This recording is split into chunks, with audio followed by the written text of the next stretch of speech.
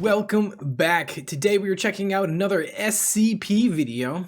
Today we're checking out the Scarlet King. Quite a few of you guys tell me to check out the Scarlet King, and guess it's time. So let's go ahead and check out who or what the Scarlet King is. The Scarlet King. Extraterrestrial and extra-dimensional threats border on the commonplace in the SCP universe, and the SCP Foundation spends a great amount of time, effort, and resources containing, or at least preventing, these threats from wiping out our existence. There are entities within the SCP universe that we would liken to gods, some of them contained by the Foundation and some of them not. But one of the most mysterious and potentially world-threatening is the Scarlet King. Okay. The Scarlet King is one of the older concepts on the SCP Wiki, but is one largely wrapped up in an air of mystery, with hints of his true nature spread across the site. Due to the lack of canon within the SCP universe, ultimately the Scarlet King is whatever you believe him to be, but I'll go over some of the myths and perspectives related to this eldritch figure. To begin with, we have to go back to where it started, with SCP-231. On the surface, SCP-231 is a young girl, designated 231-7, who is pregnant with some sort of entity. Her and 6 other young girls were found in a police raid on an organization that called itself the Children of the Scarlet King. Each of the girls were pregnant, and 24 hours after the raid, one of the girls went into labor, giving birth to something unknown, which caused hundreds of casualties. Oh, okay. The Foundation took over, containing the other 6 girls, but despite their best efforts, each of them expelled increasingly dangerous and horrific entities, the girls dying in the process. Now, only SCP-231-7 remains, and it's the Foundation's belief that if she ever gives birth to whatever's inside of her, it would result in the end of the world. Thus, So do we know all of the creatures that were birthed from those women? Do we know all of them? Are they 7 different SCPs? they instituted daily administrations of Procedure 110 Montauk, believed to be one of the most horrific and cruel processes the Foundation has ever concocted. What it actually is largely a complete mystery, but there are some clues in the documentation. The procedure is performed only by D-class personnel, but specifically non-violent criminals to avoid any of them accidentally killing 231-7. The girl has to be awake and aware of the procedure, and other personnel assigned to the project are routinely swapped out due to the psychological stress, with many of them given memory-wiping amnestics to forget what they've witnessed. Additionally, 231-7's memory is also routinely wiped in order to prevent her from becoming accustomed to the procedure, as it seems it must be continually horrifying in order to prevent labor. Wow, okay. I mean, who knows what they're possibly doing to prevent a labor from happening, but yeah, must be some gnarly stuff. I mean, this is the Foundation we're talking about, and they have access to all kinds of crazy stuff, so who knows what they're doing. A great amount of discussion has gone on about Procedure 110 Montauk, but ultimately it's left up to your darkest imagination. A popular tale, Fear Alone, describes a researcher newly transferred to SCP-231, and discovers that Procedure 110 Montauk is not some brutal action inflicted on a child, but is instead a D-class reading a bedtime story to a young girl. The researcher is perplexed, but another doctor reveals that they had carried out horrible actions on the other girls, but it ultimately failed. They instead realized that more important than doing the actions was people believing the actions were being done. The old gods, in this case the Scarlet King, cannot see our reality the same way that we can, so they cannot witness the actions done to SCP-231, but the Scarlet King can sense fear. If enough people believe that Procedure 110 Montauk is some monstrous crime done to a child, the fear carried by those people will satiate the Scarlet King. Again, there's no canon, so you can accept this perspective or not. Another tale, New Job, gives a slightly different perspective on 231 and their offspring. This tale describes how, when the Foundation first secured the pregnant girls, they also recovered some notebooks written by the priests of the cult of the Scarlet King. Makes sense, alright. These writings made it clear that if all 7 girls gave birth, some sort of apocalypse would occur, presumably involving the Scarlet King. Additionally, the writings also contain detailed instructions on how to carry out Procedure 110 Montauk, which is the only way to prevent a birth. The Foundation found this suspiciously convenient, as a cult hell-bent on bringing about this apocalypse would have no reason to possess a ritual to prevent it. Further research on the Foundation's part led them to believe that these girls were connected to the 7 brides of the Scarlet King, and that the 7th girl was not like the rest. Rather than giving birth to monsters like the other brides, the 7th gave birth to heroes opposed to the king. Okay. The O5 Council ultimately decided to accept this belief and allowed SCP-231-7 to give birth. The result was SCP-999. Hey! SCP-999 can generally be considered one of the nicest and most benevolent of these sentient SCPs. So I do remember when I did the video on SCP-999 that they did say something about this guy potentially being super powerful and possibly the key to overthrowing the Scarlet King, if I remember correctly. I know everybody loves 999 and he's a cute little squish face of good emotions, so all right. Apparently he's one of the Scarlet King's kids, maybe? An amorphous mass of gelatinous slime that playfully bounces around to give hugs to people, especially those that are unhappy or hurt. Contact with SCP-999 causes an immediate euphoria capable of curing even the most crippling depression, and SCP-999 will also risk itself to protect or rescue others. The tale explains that SCP-999 is the only entity capable of overthrowing the Scarlet King, although it is currently only a child and will need time to grow to its full strength. The myth of Procedure 110 Montauk is perpetuated in order to fool the cult of the Scarlet King into thinking the Foundation is playing into their hands. But eventually, a battle will commence between 999 and the Scarlet King. I want to see if that. If you believe this tale, at least. I wonder what 999 is gonna look like when he's fully grown. Is he gonna be like a big beefy boy, right? Is he gonna be all hulked out when he grows up? And he's gonna arm wrestle the Silent King into submission? But these SCPs and tales don't really give us a good idea of what the Scarlet King is.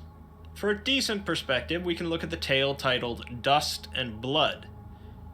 The story speaks of the earliest times when the Elder Gods were first formed out of the darkness. One of these was named Karak, and he differed from the others by being cursed with awareness of his existence, and existence was pain. Angered by this awareness of pain, Karak decided that it would be better if he didn't exist, and more so, if nothing existed. Karak began feeding on the other gods, growing greater and stronger as he consumed them, but so did his pain and hate grow stronger as well. In time, Karak consumed or subjugated all the elder gods that didn't flee from him, and he became king of the darkness below. The area beyond his kingdom, the worlds of creation, went to war with Karak and his servants, which still continues to this day. Karak took a wife, becoming known as the Scarlet King in the process, and had 7 daughters with her. These 7 daughters became his 7 brides, and he placed 7 seals on them so that they would never die. These brides had children of their own, monstrous creations that served the Scarlet King. The tale implies that SCP-682, one of the most dangerous and fearsome entities held by the Foundation, is a child of the 4th bride. Differing from the rest, however... don't know about that one. 682 has been shown to be its whole own species. If it was one of the child of one of the brides of the Scarlet King, then he would be a unique entity, right? Like, she didn't give birth to an entire race of 682s. She gave birth to one 682, right? If that were to be the case. Because we see stories like Avalon that show 682 is an entire species. There's other stories that imply that there are more 682s in other universes. It doesn't seem to fit with some of the other SCPs that write 682 as being one of many of his species. But okay, let's keep going. However, the seventh bride was not utterly broken by the Scarlet King, and instead gave birth to heroes that walked on two legs and fought to overthrow the Scarlet King. Ultimately, however, the Scarlet King and his servants have continued their conquests, defeating any challengers, and will presumably one day destroy all of creation. That's a wild image here that we're looking at. I mean, there's all kinds of stuff going on here. Am I seeing D-class personnel, MTF trooper, SCP researcher, and then I think that's Yaldabaoth, a mechane, the peanut, a teddy bear.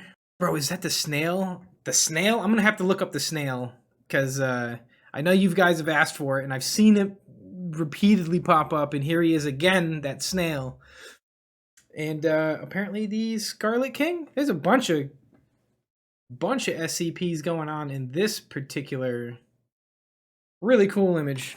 When We Came Home, written by the same author as Dust and Blood, tells of the final battle against the Scarlet King, when 7 warriors carrying 7 sacred spears managed to kill the king and cast his body back into the abyss, restoring creation in the process. I'd be remiss if I didn't mention SCP-231-7, an entity that many perceive to be at the very least related to the Scarlet King. The author of the skip, Dr. Clef, has said that it was not written to be related to the Scarlet King, merely reminiscent of it and SCP-231, but it's open enough for people to choose to believe what they wish. SCP-231-7 is a massive, primeval entity located in an alternate universe and known to be a devourer of worlds. This entity was a grave threat and was finally captured by an order of mystics who crafted 7 chains from the bones and sinews of the Devourer's 7th bride. Boy, they love this, don't they? Going with the hardcore biblical references. 7 brides, 7 seals, 7 kids. 6 of these chains are currently broken, with the 7th likely to break within the next few decades. The Foundation has no means of fixing the chains, and no means of preventing the Devourer from entering our world once freed. A fake ritual was created by the Foundation leadership in order to suppress fears that they cannot contain the entity. This ritual incorporates various religious elements as well as phrases related to the Scarlet King. As this ritual is fabricated, there's no real evidence that 231-7 has any connection to the Scarlet King, but a popular theory connects the 7 chains to the 7 girls from SCP-231, and when the 7th girl gives birth, the final chain will be broken. Finally, there is Tufto's proposal for SCP-001, titled The Scarlet King. The proposal describes the King as a largely unknown entity that exists in a number of dimensions simultaneously, but for whatever reason is unable to enter the prime dimension, that is, our dimension. The Foundation believes that the Scarlet King has been attempting to break into our dimension for hundreds of years, and if it ever succeeds, will cause a drastic alteration of reality or eradication of human life. Despite this threat, however, the Scarlet King is given the object class of safe, and the description states that containment is unnecessary. Unnecessary? The reason for this, of course, forms the bulk of the proposal, and is a bit more complicated than an average skip. The proposal also mentions SCP-231-7, and that high-ranking personnel are to be informed that it is in fact the Scarlet King, although the truth of that statement is unknown and likely dubious. The remainder of the proposal consists of a large number of lengthy documents and interviews, and I won't take up time going through them individually. To summarize, the proposal is focused around Dr. Robert Montauk, the project lead on SCP-231, 231-7, and the Scarlet King. Montauk has been working on studying the Scarlet King for decades, and has come no closer to truly understanding what it is. Montauk begins interviewing the leader of the cult that the SCP-231 girls come from, who turns out to be a fairly cryptic individual. One notable thing he mentions, however, is that there are 3 laws which must be understood in order to understand the Scarlet King. Okay. The law of blood, the law of concrete, and the law of howling. Blood, concrete, The and law howling. of blood was enacted by the Scarlet King, and it represents his rule, filled with hatred, cruelty, and an iron will. It is the old way of things, armies of slaves, blood rights, and chaos amidst order. The law of concrete is the inverse, modern civilization, where everything must be studied and understood so that it can be described, categorized, and filed away. The law of howling is the tension and clashing between these two opposites, and it is here that the Scarlet King takes form. The Scarlet King is ultimately an idea, but the tension between the pre-modern and the modern, the difference between the accepted and the understood, is what allows him to exist. Perhaps most interestingly is that the SCP Foundation itself is what caused this to happen, as the Foundation's drive to understand and categorize everything, in this case the Scarlet King, created the tension between what was previously just accepted, and so they created the Scarlet King. If SCP-231-7 gave birth, it would allow the Scarlet King to enter our dimension, and so Procedure 110 Montauk exists. Interestingly, the specifics of the procedure don't actually matter, so much as the fact that the procedure was created not out of scientific understanding, but out of hate and rage from Dr. Montauk. Dr. Montauk believed that the Scarlet King had taken his brother from him, and so he devised the procedure specifically to hurt the king, and that's why it works, because it follows the law of blood and not the law of concrete. The lessening of tension between the two prevents 231-7 from giving birth, and so the SCP Foundation has decided to change the classification of the Scarlet King to safe, and attempt to not worry as much about understanding and classifying the entity.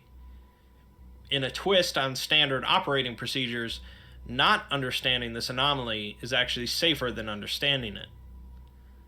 Ultimately, however, Dr. Montauk leaves the Foundation and joins the cult of the Scarlet King, as he saw the Foundation as a group of hollow men lacking a path, and he would rather take the wrong path than no path at all.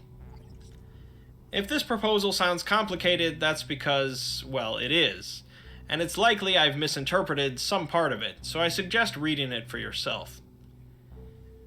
So, none of this really explains what the Scarlet King looks like, or how he'll devour our world or dimension, but that's part of the point.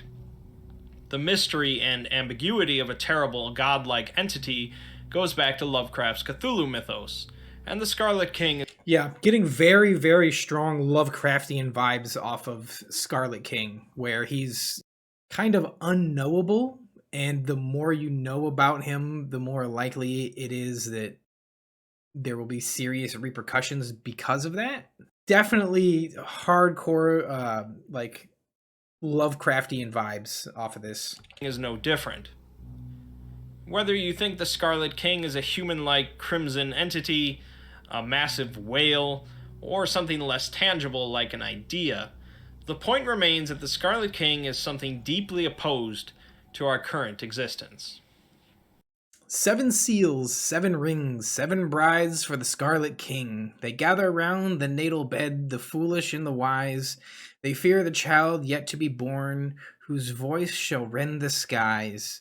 The faithful watch the forest for the coming of the king. Their lanterns bright they wait at night for the new world he shall bring. Hidden text from SCP-231 report. Again, the whole 7 seals, 7 rings, very, very biblical in its references, which makes sense for something that's supposed to be apocalyptic and world-ending, because that's where you see these kinds of references in the Bible, is in Revelations, in the end times, when the 7 seals are being broken and the 7 trumpets are being sounded.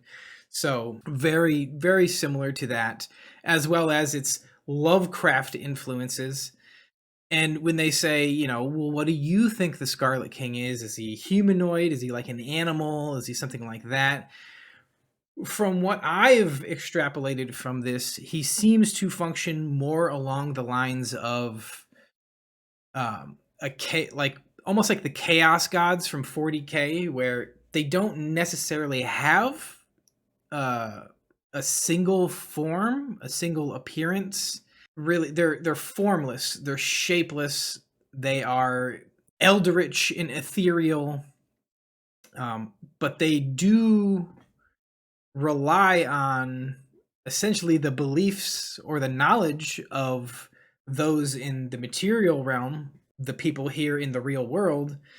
They kind of feed the Scarlet King, and that's how he sustains his existence, kind of, it seems. And he's waiting for us to basically release him, it seems like, and then he can end the world or begin his scarlet reign as the king of the universe, or whatever it be. But it seems like a lot of the way he functions, a lot of the way he's very formless, like a Lovecraftian entity. It's kind of like the Chaos Gods. Overall, I'll say the Scarlet King is pretty interesting.